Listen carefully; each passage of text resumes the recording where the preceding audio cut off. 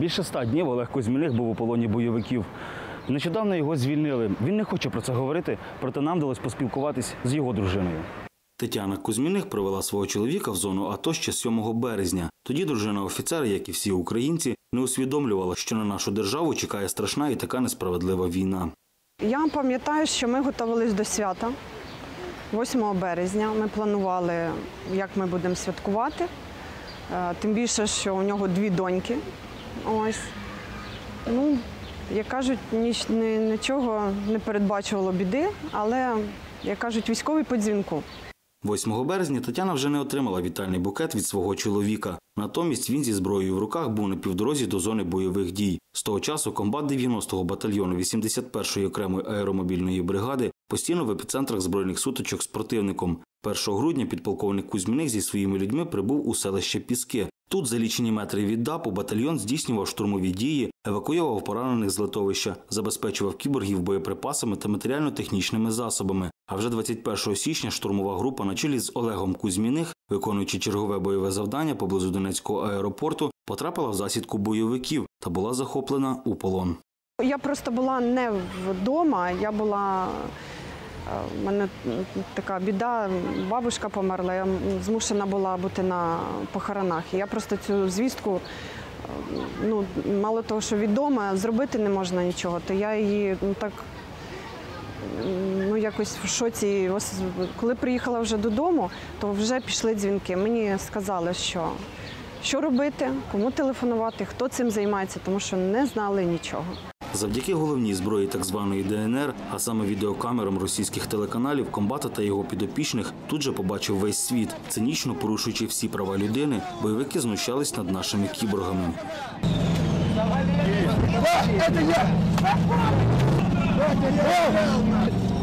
Ну что, полковник, пообщаемся? Я просто военный. Ты просто военный? Ты чмо? Зачем заприперлась? Откуда? Какой области? Что значит? Ты откуда? Олег не опустив голови і не зрадив свою батьківщину. Ні тоді, ні за кілька днів, коли бойовики влаштували парад наших полонених. Все ті ж кремлівські продажні журналісти заходились знімати на відео заздалегідь продуманий захід, на якому навіть були нібито донеччани. Дивилися. Я вперше подивилася зразу, як узнала, що він в полоні, тому що докази потрібні були, тому що не віриться, що він в полоні, що він докази. І сказали, що є відео. А друге відео, то мені просто дзвонили, я його не бачила, але мені дзвонили, що не дивись.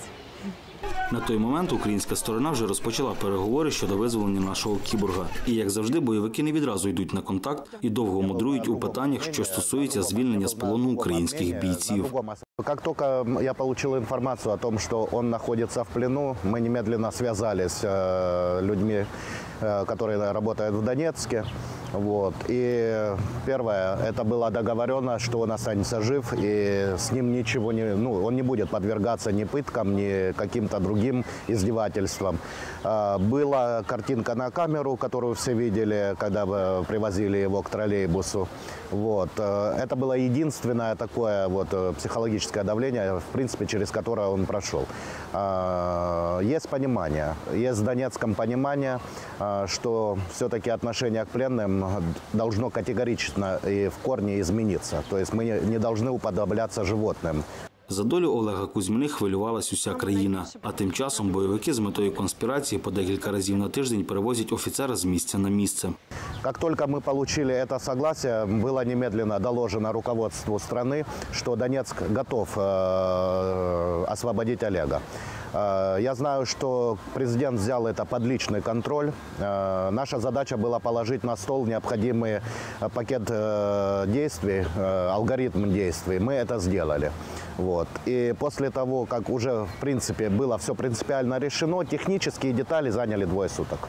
Одним із перших, кого звільнений кіборг побачив, був глава держави. Президент особисто нагородив офіцера орденом за мужність 3-го ступеня.